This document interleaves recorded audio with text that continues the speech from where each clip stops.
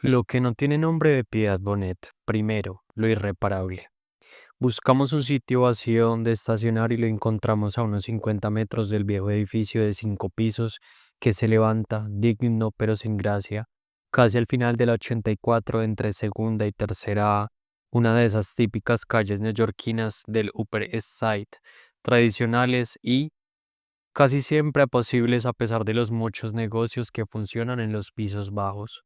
Del baúl del carro bajamos dos maletas grandes y livianas porque están vacías. Antes de llegar al portón y como impulsados por un mismo pensamiento, nos detenemos y miramos hacia arriba, como calculando los 4 pisos que debemos empezar a subir. Camila abre el portón y aparece en el hall amplio y sombrío, uno de esos espacios donde cualquier mínimo ruido produce eco, y las escaleras de granito, las mismas que en el pasado agosto nos parecieron eternas, cuando ella, Renata y yo subíamos y bajábamos, entusiastas y accesando, cargadas con toda clase de enseres.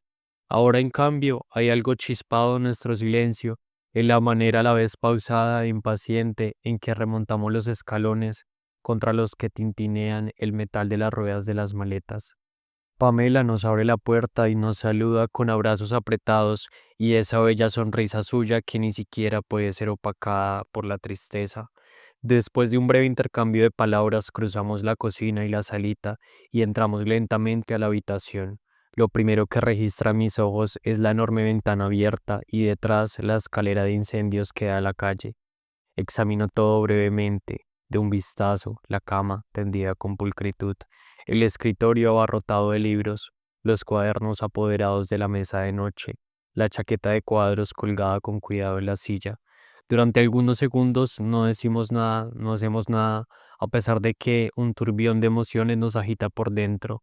Entonces Camila abre el closet y vemos los zapatos alineados, los suéteres y las camisetas puestas en orden. Es la habitación de alguien pulcro, riguroso, aseado.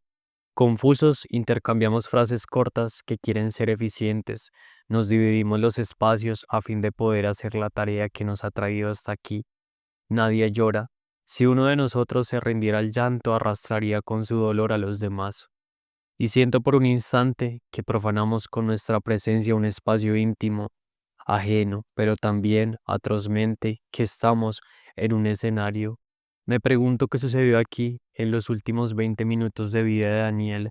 ¿Acaso sostuvo consigo mismo un último diálogo ansioso, desesperado, dolorido? ¿O tal vez su lucidez fue oscurecida por un ejército de sombras? Mirando este cuarto austero, desde donde cada cosa cumplía su función y tenía un sentido, recuerdo los versos de Wilwas Szymborska que durante años leí con mis alumnos y que parecen haber sido escritos para este momento. No parecía que de esta habitación no hubiera salida al menos por la puerta, o que no hubiera alguna perspectiva al menos desde la ventana. Las gafas para ver a lo lejos estaban en el alféizar. Zumbaba una mosca, o sea que aún vivía.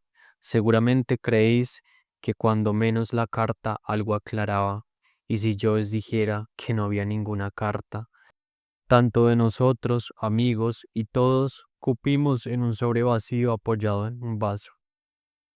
Reviso uno a uno los libros y los cuadernos. En el fondo de mi corazón suplico porque aparezca un diario, una nota de carácter personal, pero solo hay trabajos críticos o notas de clase escritas con letra pequeña, apretada, minuciosa. En su morral encuentro la pequeña tarjeta que le envié hace 2 días, acompañada de un billete y que dice, para que te des un gusto, te quiere tu ma. Camila abre los cajones de la cómoda y saca camisas y medias. Dentro de un par encuentra un rolillo de dólares metido ahí para preservarlos de un posible intruso. Entonces Rafael, mi marido, nos hace notar lo que acaba de descubrir. Cuidadosamente alineado sobre el escritorio están el reloj, la billetera, el iPod, el teléfono móvil. Los ojos se nos llenan de lágrimas.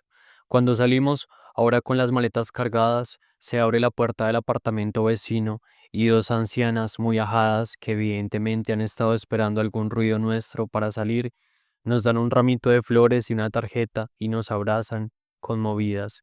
En ese momento aparece en el descanso de la escalera una pareja con un niño, se detienen con timidez.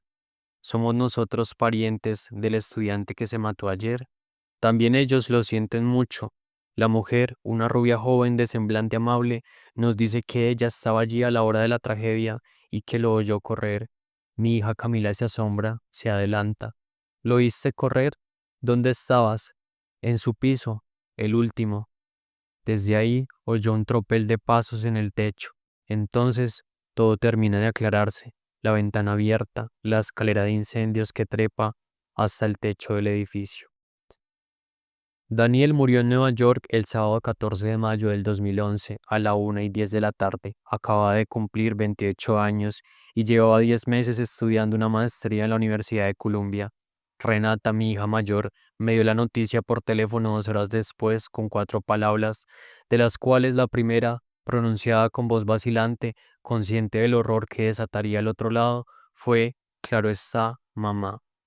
Las 3 restantes daban cuenta, sin ambages ni mentiras piadosas, del hecho, del dato simple y llano de que alguien infinitamente amado se ha ido para siempre, no volverá a mirarnos ni a sonreírnos. En estos casos trágicos y sorpresivos, el lenguaje nos remite a una realidad que la mente no puede comprender. Antes de preguntar a mi hija los detalles, de rendirme a la indagación, mis palabras niegan una y otra vez en una pequeña rabieta sin sentido, pero la fuerza de los hechos es incontestable. Daniel se mató. Solo quiere decir eso, solo señala un suceso irreversible en el tiempo y el espacio que nadie puede cambiar con una metáfora o un relato diferente.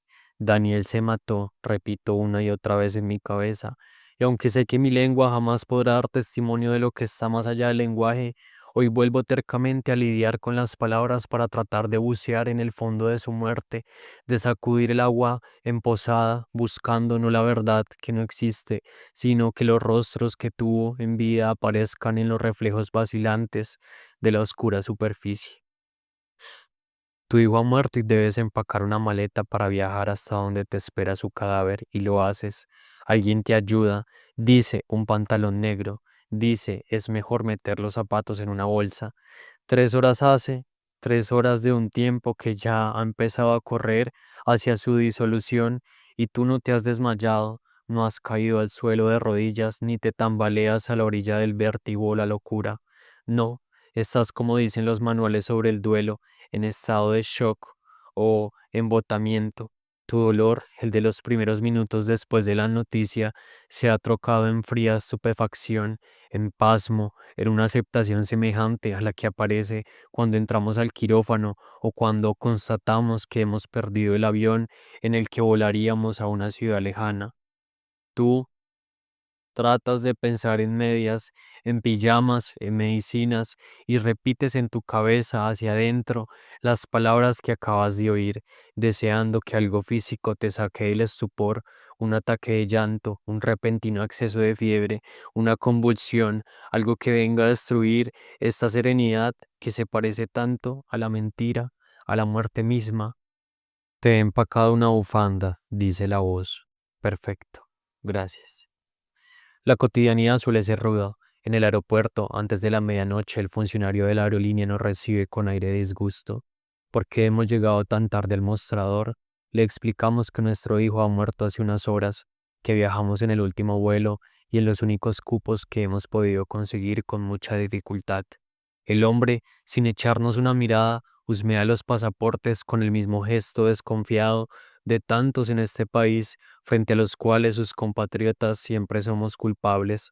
Observo sus manos chatas de uñas mal cortadas, el meñique adornado con un estrepitoso anillo de oro y piedras, los labios apretados del ceño fruncido que no evidencia ningún cambio después de oír nuestras explicaciones. Adelante, murmura, y es todo lo que dice.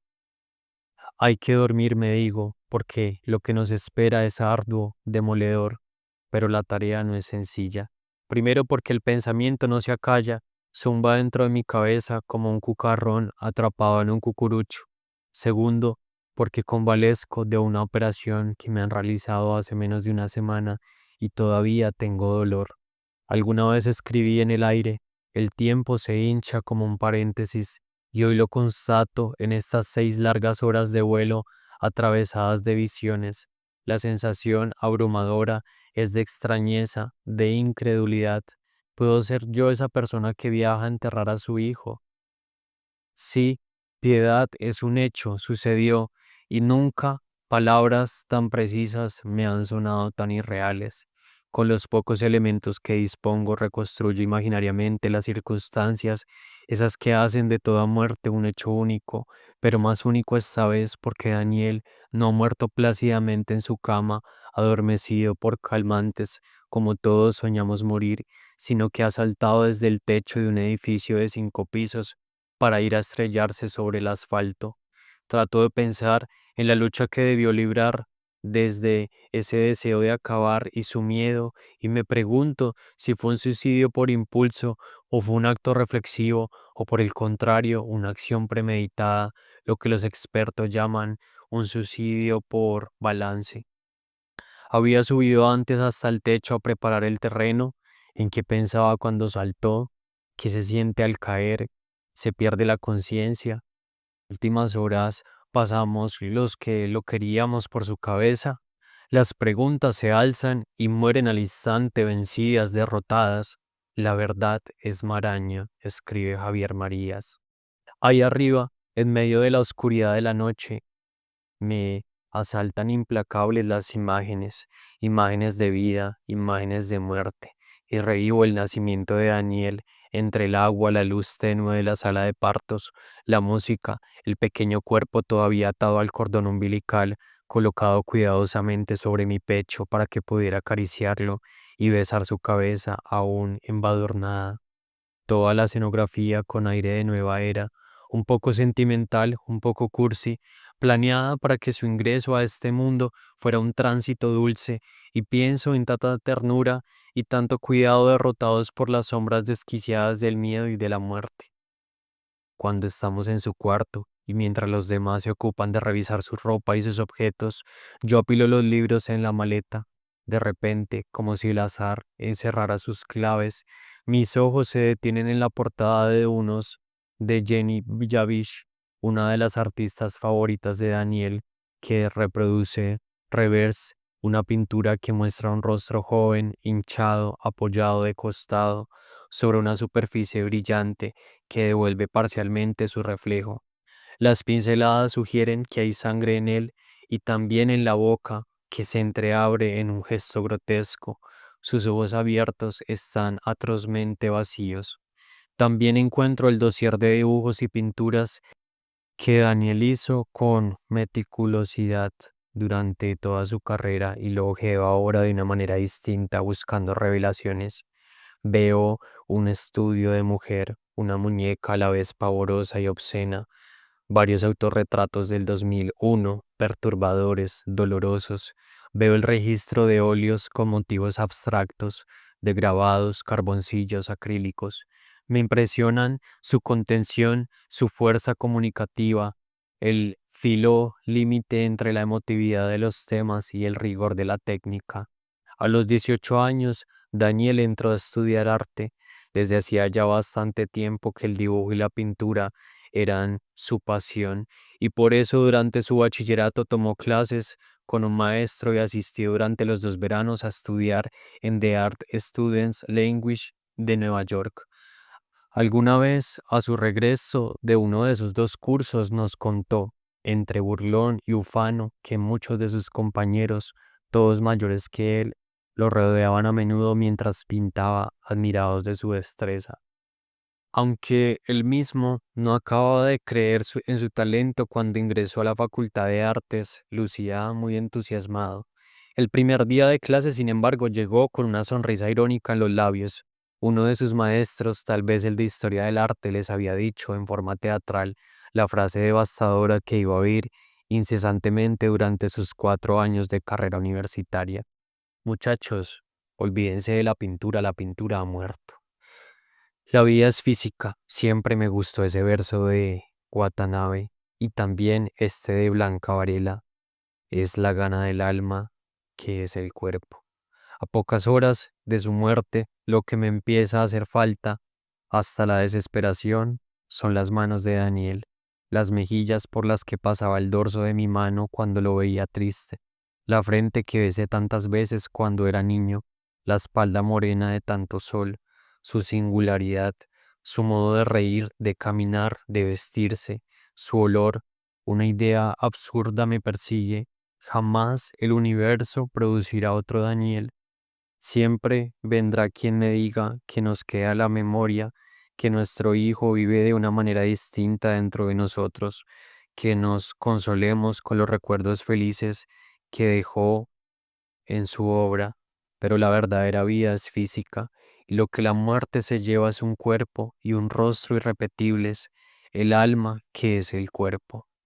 Algunas horas después de su muerte, mis hijas me llamaron para consultarme si me autorizaba la donación de sus órganos.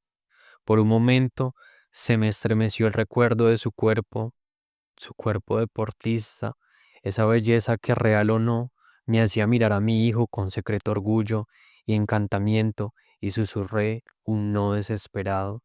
Me hicieron ver que sería un gesto mezquino, que un ser deseoso de vivir podría salvarse con su corazón, con sus pulmones. Entonces asentí y sentada al borde de la cama me dispuse a oír a la otra persona encargada de tomar mi declaración. Del otro lado, la que hablaba era una mujer y su tono era dulce y firme a la vez. Siempre pasa que una voz crea un rostro imaginario y yo pensé en una cara morena, la de una mujer gruesa, de ojos grandes y compasivos. A continuación, escuché serenamente sus condolencias, las formidables de la ley, sus agradecimientos anticipados y luego una lista impensada de órganos que iban mucho más allá de su corazón, como sus riñones y sus ojos. La piel de la espalda, sí, los huesos de las piernas, sí, y Daniel, mi hijo entrañable, el muchacho de labios carnosos y piel bronceada, se fue deshaciendo con cada palabra mía. La vida es física. Nos dicen que debemos esperar al menos 3 días antes de que nos entreguen el cuerpo a la funeraria, de modo que llenamos las horas vacías de las más distintas maneras mientras tengo un pensamiento aterrador. Ahora, en manos de los forenses, su cuerpo ya no es cuerpo, sino un frío objeto lleno de disecciones. Y pienso agradecida en Adam, el esposo de Renata, la última persona de la familia que vio con vida a Daniel y que tuvo el valor de ahorrarles a mis hijas el impacto del reconocimiento. El precio es que ahora debe cargar para siempre con la imagen de su cara desfigurada por la muerte. Desde la cocina de la casa de Renata, donde nos sentamos cada mañana a beber nuestro café, vemos pasar los automóviles por la autopista, veloces y silenciosos, como en una película muda. Una bruma lechosa que ha descendido a ras del suelo se extiende como una gasa que distorsiona la vista del puente y los árboles lejanos. Llueve, llueve. El tiempo parece ahora definitivamente estancado, como un día antes de la muerte de Daniel. Me han otorgado un premio literario, mi teléfono no cesa de recibir mensajes que yo contesto uno a uno, a veces solo con breves palabras de agradecimiento, casi siempre anunciando la terrible noticia. Vuelven a llegar correos, esta vez de condolencias. En ellos, la desazón de la muerte intenta cuajar en palabras, pero casi todos se quejan de lo inoperantes que éstas resultan, de lo cortas que se quedan. Nos reconfortan, sin embargo, esos saludos lejanos, los abrazos que traen siempre incluidos y ese cariñoso parloteo de los amigos nos proporcionan también una cierta dosis de aturdimiento, el necesario para no hundirnos en la desesperación. Durante horas, sentado cada uno en su lugar distinto de la sala de la casa, ensimismados en los computadores y en los teléfonos, por momentos parecemos representar una obra del absurdo. En el muro de Daniel en Facebook, mis hijas han colgado la lacónica noticia anunciando que se ha quitado la vida voluntariamente. La respuesta masiva y estruendosa, dolorida y sentimental, es muy distinta a la de los correos personales. En vano me digo que no podemos eludir ya el frenesí multiplicado de las redes, que hay verdad en la tristeza que destilan todos aquellos mensajes, y sin embargo siento en aquellas oleadas emotivas algo que se parece al impudor. Siguiendo una vieja costumbre norteamericana, los amigos de Renata han traído comida hecha de ellos por sus casas, llegan hasta la puerta discretamente y se retiran de inmediato para no perturbar la intimidad familiar. La nevera se va llenando de platos, hay tacos, comida hindú, pasta. Velan con esa ofrenda por nuestra supervivencia para que las tareas domésticas no agobien más nuestros cuerpos, apaleados ya por la tristeza, y de pronto nos vemos paleando un helado de chocolate o elogiando una salsa, un pan tierno, un pescado. Estamos vivos. Acordamos desde el primer momento que no haremos rito religioso y que no se ocultará la circunstancia de la muerte ni tampoco la enfermedad que precipitó el suicidio. Sus amigos, nuestra familia, las mujeres que lo quisieron necesitan una explicación de esta tragedia brutal, impestiva, aparentemente absurda y sin duda agradecerán la verdad desnuda. También optamos por la cremación y decidimos no repatriar las cenizas. La forma natural y sin conflictos en que vamos tomando todas estas decisiones me evidencia que existen unos horizontes vitales compartidos en familia. La desesperación de uno de nosotros ha posibilitado este descubrimiento.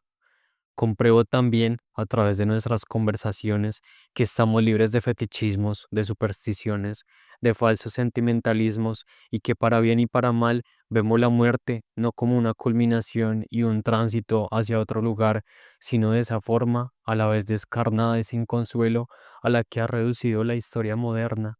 Un hecho simple, natural, tan aleatorio como la vida misma.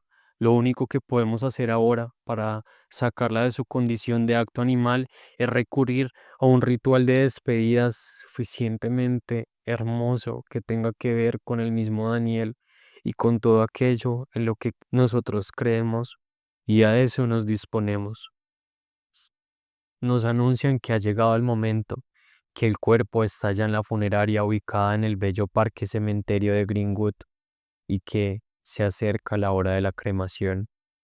Ha estado lloviendo sin descanso, pero cuando mi marido, mis hijas, mis yernos y yo llegamos al parque cementerio, el paisaje se ilumina de repente, aunque con un sol tan tenue que su efecto es melancólico.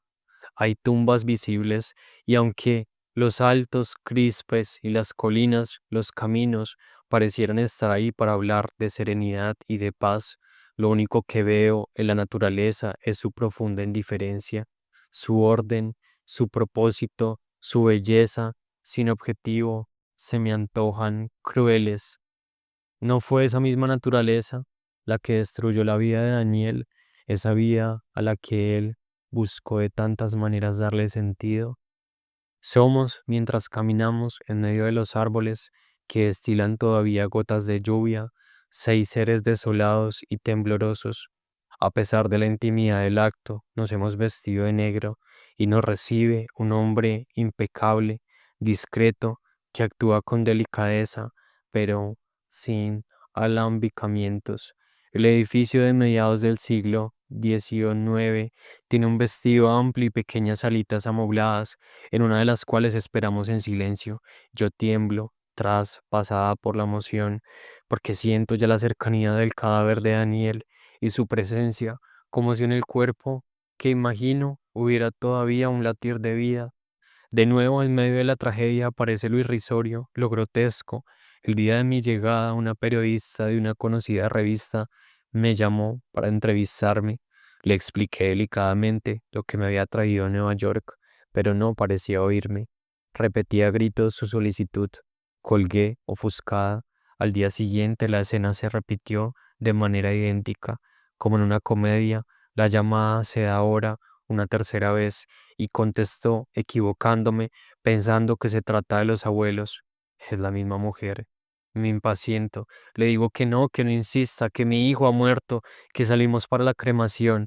La mujer cuelga, después de unos segundos de desconcertado silencio. Entramos con pasos sigilosos al auditorio acompañados por la música y nos sentamos frente a la mesa, una especie de altar cubierto por un sencillo mantel blanco. No hay sollozos ni lamentos, Las lágrimas simplemente corren silenciosas. El dueño de la funeraria nos pregunta si deseamos que entone un rezo, pues los hay disponibles para todos los credos. Con amabilidad decimos que no. Después de unos minutos sin saber yo misma cómo, rompo repentinamente el silencio y evoco en voz alta el momento en el que Daniel entraba a la casa, subía las escaleras y yo le sonreía desde mi escritorio mientras escrutaba su cara en busca de signos de felicidad o de desdicha. Quiero compartir mi sensación de que nuestra angustia ha cesado, pero también la suya, y ahí me detengo, porque decir que ya descansó sería incurrir en un burdo lugar común, ir a una ingenuidad que no se ajusta a la realidad. Esta es mucho más cruel. Daniel no descansa porque no es. Lo que hacíamos corresponder con ese nombre se ha disuelto. Ya no puede experimentar nada. Mientras abandonamos la sala, mi marido pregunta con voz ahogada, ¿dónde está Dani? Mi hija, Renata, señala el pequeño altar blanco, el mantel que lo cobija. Comprendo que hemos estado sentados frente a sus restos que reposan en una caja que no es de madera, sino de un material dispuesto para el fuego. Daniel es una caja de cartón y se dolerá Camila en medio del llanto meses después al recordarlo. En contravía de lo que he sentido hace unos minutos me digo, estremecida, que eso no es mi hijo ya. En el placer tratamos a menudo de conjurar la muerte. Después de la ceremonia, vamos a un restaurante, pedimos un cóctel de entrada y múltiples platos para compartir. Hablamos de Daniel y revisamos su vida. Traemos a la memoria pequeñas anécdotas desde las cuales nos divierten, mientras que otras nos producen un sereno dolor. Nos reímos de aquel primer día de clase en que, despistada como soy, lo llevé de pantalón corto porque no tenía claro que el uniforme cambiaba, haciéndolo avergonzar delante de sus compañeros, y del día en que se cayó sobre el pesebre de la abuela, arrasando con casas y ovejas y pastores. Pero también evocamos con pesar sus momentos de confusión y desesperanza. De nuevo la lluvia cae afuera, esta vez con fuerza, pero ahora nos sentimos protegidos y momentáneamente aliviados en aquel lugar acogedor. Pienso que a Daniel le gustaría estar aquí, que después de tantos meses comiendo comida congelada y hamburguesas baratas, se relamería de gusto frente a unas costillas de cerdo o un buen trozo de salmón, que si pudiera vernos se extrañaría de su ausencia, no podría creer en su muerte. ¿Cómo iba a morirse alguien que estaba tan vivo? ¿Cómo iba a morirse él que adoraba Nueva York y el parque con sol y los conciertos y las mujeres bonitas? Y menos en esas circunstancias violentas. Él, que alguna vez le dijo a su novia que en caso de sufrimiento el suicidio era una alternativa posible, pero siempre que fuera dulce, sin sangre, simplemente el mero alivio. Al día siguiente de la tragedia, Renata se dio cuenta de que en su carro había un par de guantes negros de cuero y después de preguntarse extrañada quién habría podido dejarlos allí, comprendió que eran los del sargento Joffrey, la persona que con toda efectividad, apenas unos minutos después de que la ambulancia se llevara el cuerpo de Daniel, les facilitó a ella y a su hermana entrar en la calle acordonada, subir al apartamento, comprobar que la ventana estaba abierta y que dentro del cuarto no había nadie. Debió olvidarlos sobre el asiento cuando la ayudaba a estacionar, ya que ella y su hermana, aturdidas por lo que ya daban como un hecho, no estaban en total dominio de sí mismas. Desde ese día hemos estado tratando de acercarnos a la comisaría para devolverlos sin lograrlo. Ahora por fin podemos hacer una parada en el lugar, encontrar al sargento Joffrey, darle los guantes y expresarle las gracias otra vez. Los guantes del sargento Joffrey me hablan de la vida en sus pequeñas cosas, a esa vida en minúsculas, sin embargo, la ronda siempre como una amenaza, un hecho mayúsculo. Y es así como todos vivimos a partir de cierta edad, temiendo la llamada nocturna,